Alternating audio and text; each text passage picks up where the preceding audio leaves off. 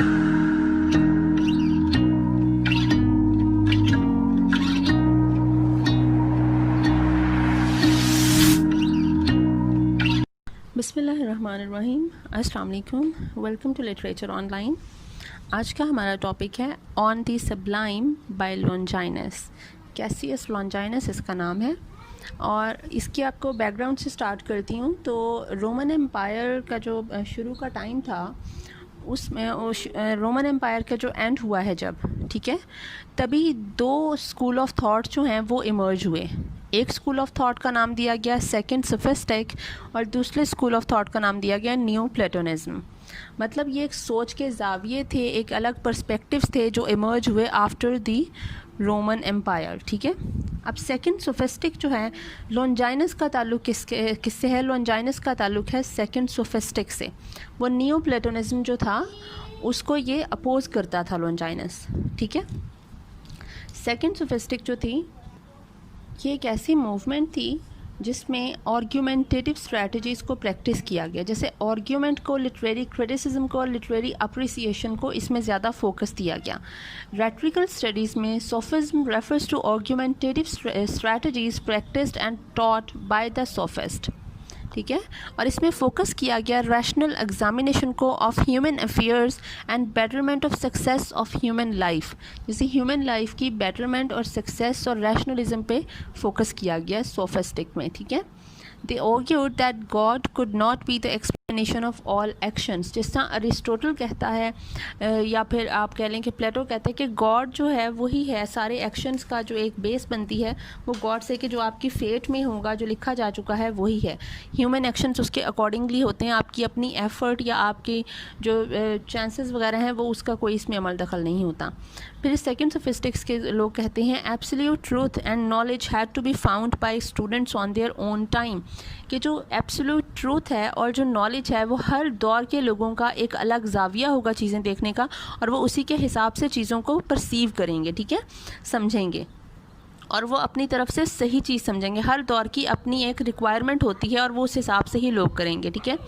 और ये डिसएग्री करते हैं sophistics with Socrates as he believe that truth has already been inside of the soul since you were created. जो second sophistics थे उन्होंने Socrates को अपोज किया था। सॉक्रेट्स कहता था कि जो एब्सोल्यूट ट्रूथ है वो आपकी सोल के अंदर तब से है जब ये दुनिया बनाएगी, जब आपकी सोल क्रिएट की गई, ठीक है। लेकिन ये लोग कहते हैं कि वो जो ट्रूथ है वो टाइम के साथ आप लोग उसको खुद ही फाइंड आउट करते हैं, और हर टाइम के लोग अपनी तरह से चाहे absolute truth is one and only, लेकिन हर दौर के लोग उसे अपनी तरह से परसीव करेंगे, उस ज़माने के हिसाब से परसीव करेंगे। अब ये जो न्यू प्लेटोनिज्म दूसरा स्कूल ऑफ थॉट था, ये बार बार कहते हैं कि जो हर चीज़ हो रही है उसका जो दारो मदार है और जो उसकी जो बेस बनती है वो है to the one, the good, ठीक है। ये इस तरह दी फर्स्ट, ये इस तरह से इसको डिवाइन इंटेलेक्ट, ये नाम देते हैं इस चीज़ को, ठीक है। ये प्लॉन्टोनियस और प्लेटो, ठीक है, इनके स्कूल ऑफ थॉट थे, इनकी थॉट फॉर्म थी। ह्यूमन परफेक्शन और happiness were attainable in this world without awaiting an after life. उन्होंने कहा कि आप परफेक्शन और हैप्पीनेस जो है वो आप इस दुनिया में भी उसको अचीव कर सकते हो और फील कर सकते हो आफ्टर लाइफ की सोच के बगैर। जैसे कि अगली ज़िंदगी जो है, ये आफ्टर लाइफ जो है, जो आपकी डेथ के बाद आनी है, उस पर आप यकीन ना भी करो, अगर वो ज़िंदगी ना भी हुई तो आप इस लाइफ में भी उसको कर सकते हो। तो उन्होंने उसका ज़रिया क्या बताया, source of finding the perfection and happiness is the contemplation. उन्होंने कहा कि आप कॉन्टेम्पलेशन के थ्रू कर सकते हो, फिलोसफिकल कॉन्टेम्पलेशन, ठीक है। आप क्या कॉन्टेम्पलेट करो, ठीक है, उस बारे में सोचो, एक राज तक पहुँचो, ठीक है, वो आपको परफेक्शन भी दे देगी और हैप्पीनेस भी दे देगी। और उन्होंने हर चीज़ का, वो जो मैंने आपको पहले बताया कि हर चीज़ की कॉज, जिस तरह ये लोग कहते हैं कि आपकी जो एफ़र्ट है, सेकंड सोफिस्टिक्स कहते थे कि आपकी अपनी एफ़र्ट, इंसान के अपने जो एक्शंस हैं वो जो हैं वो ज़्यादा हैं। मैं ये लोग कहते हैं कि हर चीज़ एक पीछे से हो चुकी है और उसके अकॉर्डिंगली दी वन जो है वो उसको सुपरवाइज़ कर रहा है और उसको चीज़ों को लेके चल रहा है, ठीक है। अब बात आती है सेकंड सोफिस्टिक्स की। तो सेकंड सोफिस्टिक्स का जो सबसे इम्पॉर्टेंट उस दौर का काम है वो है पेरीहुप्सोस। इसका नाम दूसरा इंग्लिश में दिया गया ऑन दी सबलाइम। ये लिखी थी लॉन्जाइनस ने, कैसियस लॉन्जाइनस। पेरी हुप्सोस, PERIHUPSOUS, ठीक है, ये नाम था इसका, ग्रीक जो इसका नेम था वो ये था, ठीक है। ये उस वक्त की बहुत ज़्यादा इन्फ्लुएंशियल किताब मानी जाती थी। इनिशियली ये पब्लिश्ड हुई रेनेसेंस में बाय रॉबर्टेली 1554 में, 16th सेंचुरी में हुई है ये पब्लिश फर्स्ट टाइम, जो लॉन्जाइनस के ग्रीक के बाद ये रेनेसेंस में पब्लिश हुई 1554 में, इसे पब्लिश किया रॉबर्टेली ने।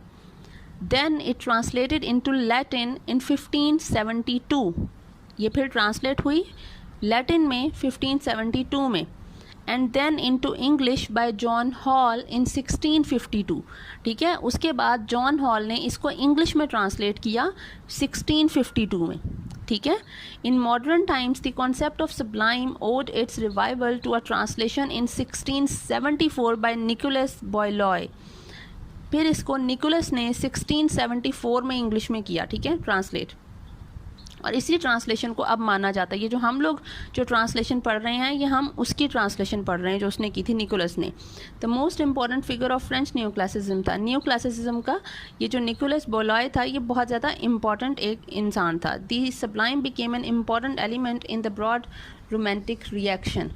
क्योंकि अब आते हैं अगर हम लॉन्जाइनस की तरफ, तो लॉन्जाइनस को कहा जाता है कि लॉन्जाइनस जो है वो एज अ रोमांटिक भी क्वेश्चन आता है, लॉन्जाइनस एज अ क्लासिक क्रिटिक या लॉन्जाइनस एज अ मॉडर्न क्रिटिक।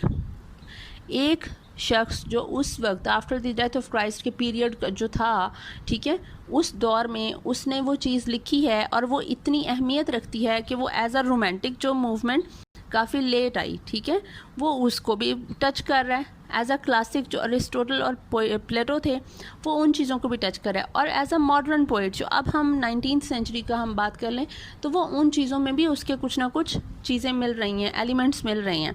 तो लॉन्जाइनस की जो ये ऑन द सब्लाइम है, इसमें एलिमेंट्स पाए जाते हैं एक रोमांटिक क्रिटिक के भी, एक क्लासिक क्रिटिक के भी, और एक मॉडर्न क्रिटिक के भी। अब जब हम इसको आते हैं लॉन्जाइनस की तरफ, इतनी इम्पॉर्टेंस इसको क्यों मिली, वो होता है कि लॉन्जाइनस ने, सबसे पहली बात तो ये कि उस वक्त के क्रिटिक्स में ग्रीक क्रिटिक्स थे, ठीक है, उसमें ये पहला इंसान था जिसने लिटरेरी अप्रिसिएशन पे बात की।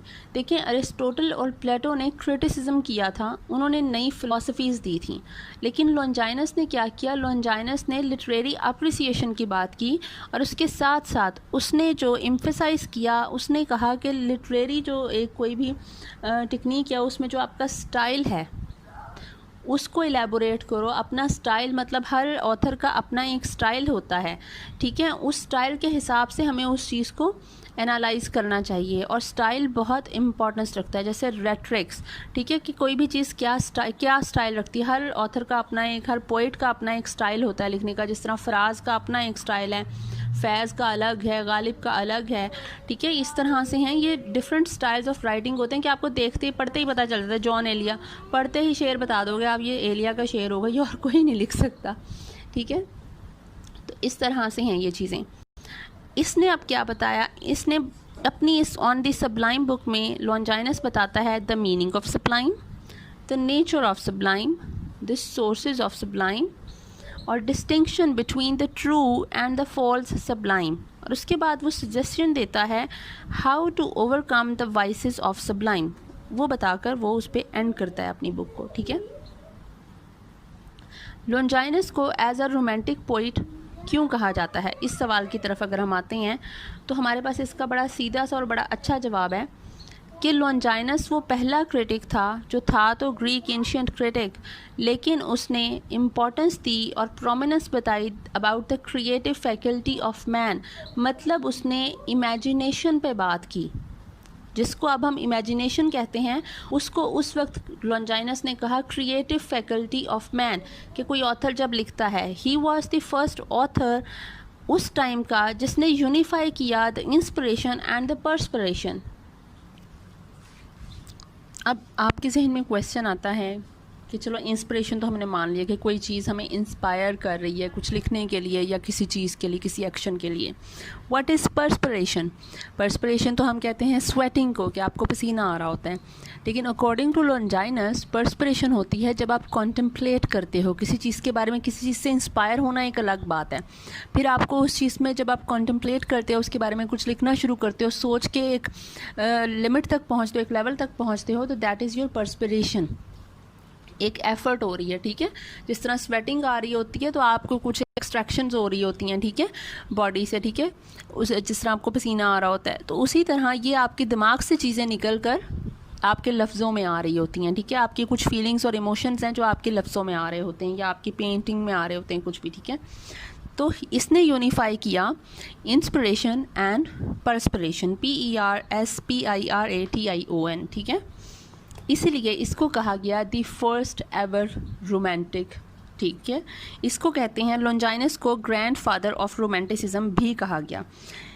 इसने अटैच किया इमोशंस, इमेजिनेशंस और ब्यूटी ऑफ वर्ड्स को इकट्ठे। इसने कहा जहाँ पे इमोशंस होते हैं वहाँ पे इमेजिनेशन भी होती है। जब इमेजिनेशन होती है तो कोई चीज़ बाहर भी निकलती है लफ्ज़ों में। और वो जो लफ्ज़ हैं वो खूबसूरत लफ्ज़ होने चाहिए, उनका जो स्टाइल है और लफ्ज़ों का जो एक जो लेवल है वो थोड़ा सा ग्रैंड होना चाहिए, खूबसूरत होना चाहिए। और वही शख्स जो है वो अच्छा लिख सकता है जिसकी सोल अच्छी है, जिसका माइंड और हार्ट जो है वो गुड हार्टेड है, ठीक है, वो काइंड हार्टेड है। उसके दिल में अच्छाई है तो उसके लफ्ज़ों में भी ग्रैंडर और डेप्थ खुद आ जाएगी। अगर उसके दिल में किसी के लिए बुराई है तो उसके लफ्ज़ों में डेप्थ और ग्रैंडर कभी भी नहीं आ सकेगा, ठीक है। अब इसने कहा, उस वक्त इसने कहा इसको रोमांटिक क्यों कहा गया, क्योंकि इसने कहा कि function of literature is not didactic but aesthetic. देखें, उसने कहा जिस तरह रोमांटिसिज्म कहते हैं कि हमारा काम ये नहीं हम लोगों को बताएं कि तुम लोग ये करो वो करो, प्रिस्क्राइब करना हमारा काम नहीं है। लिटरेरी पर्सन का काम नहीं है कि वो तुम लोगों को रूल्स एंड रेगुलेशंस बता दें, you have to do this, you can do this, you have to do this, you don't have to do this. मतलब आपको रूल्स एंड रेगुलेशंस नहीं बताने। Your function is not to direct, not to prescribe something to the readers, ठीक है। आपका literary person का काम है कि आप डिस्क्राइब करो चीज़ों को। आपको कोई नहीं है कि आपने मॉरल देना ही देना है, कि आपने कोई स्टोरी लिखी है तो एंड पे जी मॉरल तो होना ही चाहिए कि ग्रीड इज़ अ कर्स हो गया और ये हो गया कि आप अपने इमोशंस को कहीं पे कंट्रोल करो, या फिर आपको किस तरह से जीना चाहिए। कोई लेसन देना ज़रूरी नहीं है लोगों को। आपका काम है एस्थेटिक्स, चीज़ों को खूबसूरत बनाना, ठीक है। उसमें इस तरह की चीज़ें, इस तरह के एलिमेंट्स डालना कि वो ऑटोमेटिकली अट्रैक्ट करे रीडर्स को, ठीक है। ये इसने कहा द फर्स्ट रोमांटिक क्रिटिक, इसीलिए इसको कहा गया। ये रोमांटिक फंक्शन पे लिटरेचर के बिलीव करता था और ये डिस्कार्ड करता था मॉरल फंक्शन ऑफ लिटरेचर, ठीक है, इसलिए भी ये रोमांटिक क्रिटिक है। अकॉर्डिंग टू लॉन्जाइनस लिटरेचर फॉल्स हुआ है कि लिटरेचर क्यों, लिटरेचर को इम्पोर्टेंस कम कर दी गई है, लिटरेचर में फॉल आया, वो इसलिए आया क्योंकि पॉलिटिकल रीजंस और मॉरल फैक्टर्स ये ज़्यादा इन्वॉल्व हो गए थे। कि लिटरेचर लिखा जाने लगा for political reasons, for moral factors, लोगों को सबक देने के लिए, लोगों को किसी चीज़ के बारे में बताने के लिए। कुछ पॉलिटिकल जो चीज़ें होती हैं, पॉलिटिकल इंसिडेंट्स होते हैं, उनको किसी तरह बयान करने के लिए जब लिटरेचर लिखा जाने लगा तो लिटरेचर ने अपनी अहमियत तब खो दी। लिटरेचर में जो फॉल आया वो उस वजह से आया। अगर हम लिटरेचर को सिर्फ एस्थेटिक पर्पस के लिए लिखते, आप अपने आप को अपनी कंटेंटमेंट के लिए लिख रहे हो, आप एस्थेटिक के लिए लिख रहे हो, तो फिर लिटरेचर में कभी भी ये फॉल नहीं आ सकता था। उसने कहा sublimity is the echo of great soul, Longinus ने कहा, ठीक है। वो कहता है कि if a poet falls morally the standard of his poetry also falls. अब वो उसने इस फॉल के रीज़न बताए हैं कि एक आदमी की पर्सनैलिटी में फॉल क्यों आता है। This fall may be due to greed, due to decline of self power, due to lack of ideal and spiritual knowledge, ठीक है। अगर आप में स्पिरिचुअल नॉलेज नहीं होगा, लैक ऑफ आइडियल होगा, आप में ग्रीड होगा या फिर सेल्फ पावर नहीं रहेगी, तो फिर आप में क्या होगे, आप में आपकी पर्सनैलिटी में एक फॉल आ जाएगा और ये फॉल आपकी राइटिंग में भी नज़र आएगा, ठीक है। फिर लॉन्जाइनस ने कहा कि अगर आप by heart and by mind strong हो, एक डेप्थ रखते हो, एक नॉलेज रखते हो, लोगों के लिए अच्छा सोचते हो, तो वो ऑटोमेटिकली आपकी राइटिंग में भी नज़र आएगा। ठीक है। फिर उसने एक बड़ी मज़े की बात की, ये भी रोमांटिक, इसीलिए भी ये भी एक जो इसे रोमांटिक क्रिटिक क्यों कहा गया, वो भी इस चीज़ को जो है वो जस्टिफाई करती है। वो ये है कि उसने कहा कि only the future generation can evaluate a literary work more impartially, कि हम लोग जो हम यहाँ पे रह रहे हैं, अब हमारे दौर का जो भी लिखा जाएगा हम थोड़े बायस्ड होंगे, हमारा अपना एक पर्सपेक्टिव होगा।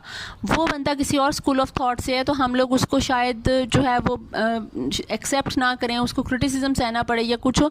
मतलब एक ही दौर के लोगों में से जब हम में से कोई लिखेगा तो हमारा पर्सपेक्टिव और होगा। लेकिन अब हम लोग चले गए हैं, हमारे बाद आने वाली जनरेशन्स जब हमारा लिटरेचर पढ़ेंगी तो वो अनबायस्ड पर्सपेक्टिव रखते हुए पढ़ेंगी, और वो जो है वो बिल्कुल उसको इम्पार्शली पढ़ेंगी। उनके जहन में किसी के लिए कोई ये नहीं होगा कि ये अच्छा था या ये बुरा था। वो नॉलेज के लिए पढ़ रही हैं और वो उसको सही तरह से जज कर सकेंगी कि कौन सा काम किस तरह से जस्टिफाई करता है अपने आप को और कितना अच्छा है या कितना बुरा है। ठीक है। तो इसलिए आने वाली जनरेशन जो हैं वो ज़्यादा अच्छे तरीके से जज कर सकती हैं काम को। हम जो साथ रहते हैं हम अपने कंटेम्प्रेरीज़ को अच्छी तरह से जज नहीं कर सकते। ठीक है। इसलिए हमें क्रिटिसिज्म उतना भी नहीं करना चाहिए। और क्योंकि वो जो न्यू जनरेशन होगी वो जो पढ़ेगी उसकी जो हमारे बारे में एनालिसिस होगा वो फ्री ऑफ प्रेजुडाइज होगा, उसमें कोई प्रेजुडाइज नहीं होगा, तासुब नहीं होगा। ठीक है। एक और पॉइंट कि ये एक रोमांटिक क्यों कहा जा सकता है, इसने कहा कि literature is not a mechanical work, कोई मैकेनिकल वर्क नहीं है, बल्कि लिटरेचर है स्पिरिट ऑफ इमेजिनेशन, लिटरेचर है स्पिरिट ऑफ फीलिंग और अ गिफ्ट ऑफ कम्युनिकेशन। इसने इंसिस्ट किया लॉन्जाइनस ने पैशन पे, एक्सटेसी पे, ट्रांसपोर्ट पे, imagination, transport of your emotions, right. आपकी जो फीलिंग्स हैं वो आपको कहाँ से कहाँ ले जाती हैं, दैट इज़ द ट्रांसपोर्ट। ठीक है। Imagination, intensity and exaltation. उसने कहा कि डोंट जज a work by it's power, नहीं, इसने कहा कि आपने किसी वर्क को जज करना हो तो आप जज करो on the basis of its power to carry away transport and move to ecstasy by its grandeur and passion.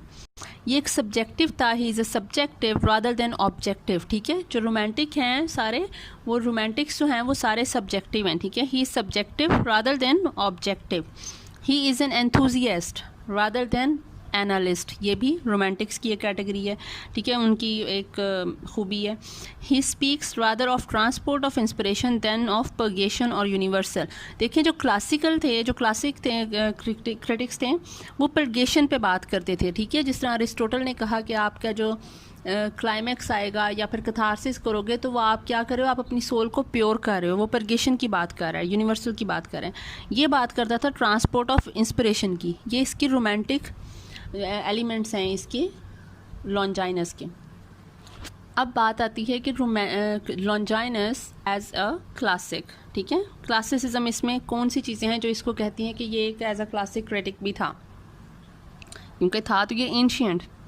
अब उसमें एक तरफ रोमांटिक का हमने जिक्र कर लिया कि ये इमोशंस को बहुत ज़्यादा एम्फसाइज करता है। On the other hand there is the importance for grandeur, जो जिस तरह अरिस्टोटल बात करता है या वो इस तरह वो इसको ग्रैंडर चाहिए है। वो कह रहा है ठीक है हम इमोशंस की बात करें, हम फीलिंग्स की बात कर रहे हैं, ठीक है, पैशन की बात कर रहे हैं, सब ठीक है, लेकिन जब कोई चीज़ लिखी जा रही है तो उसमें ग्रैंडर ज़रूर होना चाहिए, उसको एक आला पाए का होना चाहिए जो भी आपकी लिटरेरी पीस है। ठीक है। He is a classicist in taste and romanticist in temper.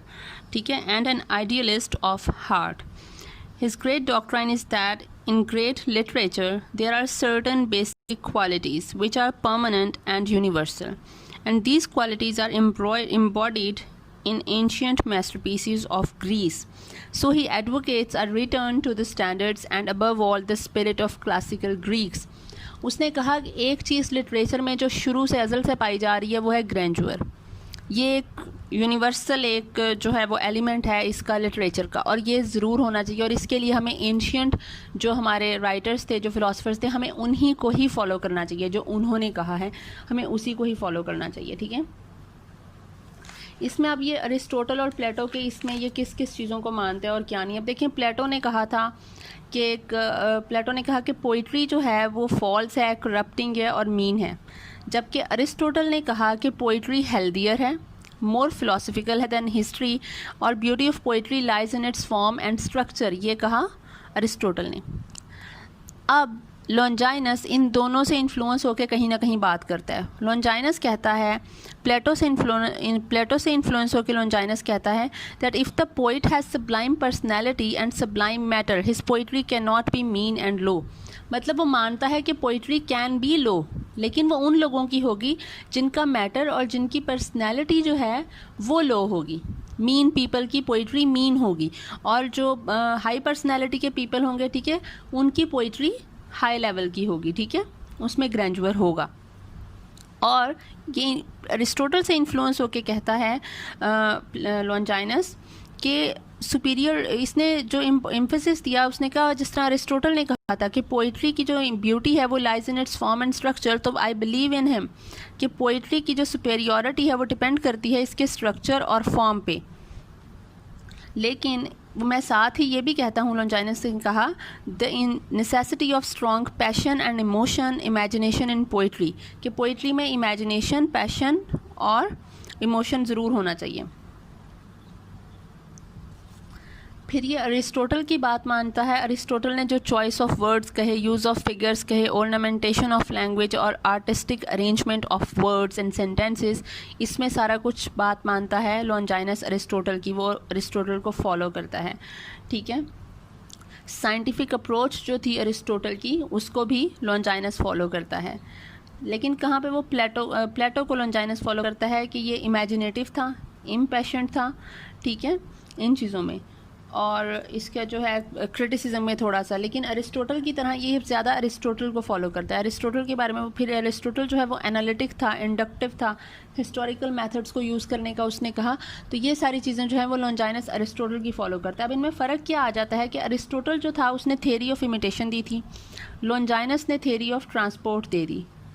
Aristotle ने एस्थेटिक अप्रोच ऑफ लिटरेचर की तरफ ज़्यादा किया, ठीक है। लॉन्जाइनस ने aesthetic plus romantic approach of literature पे एम्फेसिस किया। अरिस्टोटल ने स्ट्रेस किया, एम्फेसिस किया फॉर्म और स्ट्रक्चर ऑफ पोइट्री पे, लेकिन लॉन्जाइनस ने किया स्ट्रेस और एम्फेसिस दिया spirit of poetry plus form of poetry पे, ठीक है। अरिस्टोटल जो है वो कहता है कि लिटरेचर में इंस्ट्रक्शन थोड़ी सी होनी चाहिए, कुछ मोरल साइड ऑफ लिटरेचर भी दिखानी चाहिए। लेकिन लॉन्जाइनस कहता है कि लिटरेचर सिर्फ डिलाइट के लिए है, परजुएट करता है, एलिवेट करता है इफ़ेक्ट ऑफ आर्ट को, ठीक है, कि उसमें मोरल नहीं होना चाहिए। अरिस्टोटल फोकस करता है क्लासिसिज्म पे, लॉन्जाइनस करता है एस्थेटिसिज्म पे। Aristotle does not consider oratory, ठीक है, लॉन्जाइनस कंसिडर करता है ओरेटरी को। Aristotle concerns with epic and tragedy, लेकिन लॉन्जाइनस ने कंसर्न किया, उसका जो वर्क कंसर्न करता है वो टोटलिटी ऑफ लिटरेचर पे करता है। जिस तरह अरिस्टोटल ने एपिक और ट्रेजेडी पे ज़्यादा ध्यान दिया, जो हमने उसकी पोइटिक्स पढ़ी है उसमें वो एपिक और ट्रेजेडी पे ज़्यादा, ट्रेजेडी को ज़्यादा फोकस कर रहा है। तो लॉन्जाइनस ने टोटलिटी ऑफ लिटरेचर, उसने कहा जो भी लिटरेचर लिखा जाएगा उसकी ये खूबियाँ उसमें होनी चाहिए हैं, ठीक है, इसको सब्लाइम किस तरह से किया जा सकता है। अरिस्टोटल का जो काम है वो फ़िलोसफिकल डिस्कशन है एक किस्म की, लेकिन जो लॉन्जाइनस का काम है वो प्रैक्टिकल क्रिटिसिज्म है, ठीक है। अरिस्टोटल को पढ़ना और समझना थोड़ा सा डिफ़िकल्ट है, वो कॉम्प्लिकेटेड है, लेकिन लॉन्जाइनस जो है वो बहुत ज़्यादा सिंपलर है इन हिज थॉट। अरिस्टोटल कहता है कि जब आप कुछ लिख रहे हो तो आपको do not use more than 2 metaphors at a time, लेकिन लॉन्जाइनस इस रूल को वायलेट करता है। वो कहता है कि आप यूज़ कर सकते हो, इसमें कोई मसला नहीं है। आपको अगर सब्लिमिटी चाहिए, आपको बस ये देखना है कि उस सेंटेंस में, उस चीज़ में वो इस सब्लिमिटी हो, नज़र आए कि वो एक आला पाए का फ़िक्रा लिखा गया है, ठीक है। उसमें चाहे आप 2 से ज़्यादा मेटाफर्स यूज़ कर लो, लेकिन ज़रूरत से ज़्यादा नहीं होने चाहिए कि वो एक चीज़ एक्सेसिव जो हो जाती है वो चीज़ बुरी लगने लग जाती है, ठीक है। बाकी वही है कि अरिस्टोटल जो है वो ज़ाहिर है क्लासिकल था और ये रोमांटिक है, ठीक है। अब इसको एज अ मॉडर्न क्रिटिक भी कहा गया है लॉन्जाइनस को। तो एज अ मॉडर्न क्यों आएगा कि उसमें कुछ जो खूबियाँ हैं वो कुछ क्लासिसिज्म की होंगी, कुछ रोमांटिसिज्म की होंगी। जब वो फैक्टर्स जो हैं वो कंबाइन होते हैं तो वहाँ पे एक मॉडर्न क्रिटिक बनता है। और दूसरा मॉडर्न क्रिटिक होने की सबसे बड़ी जो इसका एक फैक्टर है वो है कि इसने स्टाइल पे बहुत ज़्यादा फोकस किया। According to Longinus style is the man, ठीक है। Style for him was the life and blood, the very spirit of the work and the personality of its author, इसने कहा, ठीक है। ये फर्स्ट यूरोपियन क्रिटिक था who gave particular prominence to the creative faculty of man, his imagination, ठीक है। इसने कहा the purpose of the greatest writers has been to introduce, to delight and to persuade, ठीक है, कि ये आप करते हो कि पर्पस क्या होता है राइटर का, to introduce, to delight and to persuade, ठीक है। और परजुएट आप तभी कर सकोगे ना जब कोई बंदा अट्रैक्ट हो रहा है, वो रिलेट कर पा रहा है, वो कुछ चीज़ को समझ पा रहा है, उसको अच्छा लग रहा है, तभी तो वो परजुएट होगा। अगर अच्छा ही नहीं लगेगा तो कैसे होगा। लेकिन वो साथ में कह रहा है कि आप ये इन तीन चीज़ों के लिए to introduce, to delight and persuade, but the basic and the most important thing is the greatness lies in sublimity. Sublimity is the echo of a great soul, of a lofty mind. It is not merely an excellence in language. वो कह रहा है सिर्फ आपकी language में ही सबलिमिटी नहीं चाहिए, एक इंसान की सोच भी सबलाइम होनी चाहिए. सोच सबलाइम होगी, वो आदमी की खुद जो है वो इस काबिल होगा तो ही वो अच्छा लिखेगा, ठीक है। वो अब इंडियन जो एक टर्म्स हैं वो यूज़ वो करके समझाता है कि लिटरेचर के लिए आप इंडियन टर्म्स में आप ऐसे कर लो कि, अब वो बात करता है ये इंडियन टर्म्स उसने बताई हैं कि वो एक सबलाइम लिटरेचर की निशानदही करती हैं, वो हैं सत्यम, सत्यम, शिवम, सुंदरम. सत्यम का मतलब है ट्रू, शिवम का मतलब है गुड एंड सुंदरम का मतलब है ब्यूटीफुल. कि एक जो लिटरेरी पीस होगा वो तभी मुकम्मल और कंप्लीट और होगा और सबलाइम होगा जब वो ट्रूथ होगा, गुड होगा और ब्यूटीफुल होगा, ठीक है. This makes a work sublime. Longinus ने डिस्कवर किए 5 main sources of a sublime. अब वो 5 सोर्स बताता है सबलिमिटी के. सबसे पहला सोर्स है grandeur of thought. Second is the capacity for strong emotions. Third is appropriate use of figure of speech. Fourth is nobility of diction. And the fifth is dignified and elaborated composition. Longinus कहता है great accents fall from the lips of those whose thoughts have always been deep and full of majesty. ठीक है, जब आपकी thoughts deep और full होंगी तो ही आपके लफ्ज़ों में भी वो चीज़ आएगी. Only noble thoughts can lead to noble deeds. ठीक है, वो अरबी में भी है ना, इन्नमल आमालु बिन्नियाती, कि नीयत अच्छी होगी तो अमाल भी अच्छे होंगे. तो बिल्कुल ऐसी है कि आपकी सोच अच्छी होगी तो आपके लफ्ज़ों में और आपके बोलने में, लिखने में, सब में अच्छाई खुद ब खुद वो चीज़ ज़ाहिर हो जाएगी, ठीक है. Works of Homer and Milton are full of sublimity because their thoughts are sublime and style is grand. Longinus has marked out grounds of criticism very far from those of ancient period and close to that of the territory of modern romantic criticism itself. ठीक है, उसने जज किया एक work को more by its essence than by its form. जिस तरह Aristotle ने कहा कि फॉर्म और स्ट्रक्चर ज़्यादा इंपॉर्टेंस है, इसने कहा फॉर्म और स्ट्रक्चर इंपॉर्टेंस हैं, ठीक है, इंपॉर्टेंट हैं वो, लेकिन जो वर्क की एक एसेंस है कि वो कहना क्या चाह रहा है, उसमें क्या है, उसकी डेप्थ क्या है, वो भी इम्पॉर्टेंट है. फिर इसके बारे में कहते हैं कि he was not a thorough romantic critic. क्यों नहीं था वो? For him, classicism was touched with romance but not darkened. His romanticism was sane and bright by dint of contact with the classical order. ये thorough romantic क्यों नहीं था? क्योंकि इसने कहा कि इमोशंस, पैशंस, इमेजिनेशन सब इम्पॉर्टेंट है, but they should be guided by some rules. Classical एक टच आ गया कि ये है, इम्पॉर्टेंस है इनकी, ठीक है, but they should be guided by some rules, ठीक है. He is the first romantic critic who maintained his affiliation with classicism. He is romantic in a way because he opposed the classical view that not more than 2 metaphors at a time should be used in a work. Longinus ने कहा कि grandeur is exposed to danger when left without the control of reason. ठीक है, कि आपके जो emotions हैं उन पे थोड़ी बहुत लिमिटेशंस और कंट्रोल होनी चाहिए. इसमें great reverence for ancient Greek models जो हैं वो इसकी वो पाई जाती है. इसमें नज़र आता है कि ये उनको सराहता था. He stands for fitness, correctness, selection and balance. He believes in rules and regulations. He stands for the use of a refined and cultivated poetic style. He is classical also in the balance he maintains between genius and unimpassioned hard work, in his sense of the need for fitness, selection and a fine adjustment of means to ends. ठीक है, तो इसके बारे में यही कहा जाता है कि लॉन्जाइनस जो है ये फ्यूजन है रोमांटिक, क्लासिकल और मॉडर्न का. ये जो 3 स्ट्रेन्स हैं ये रल की हैं to his greatness, originality and reference. ठीक है, कि वो रोमांटिक भी है एट ए टाइम, क्लासिकल भी है और मॉडर्न भी है. He has an appeal to the romantics as well as classicists and to some extent to the moderns. ये golden balance है between Plato and Aristotle. Longinus को कहा गया है that Longinus is the golden balance between Aristotle and Plato.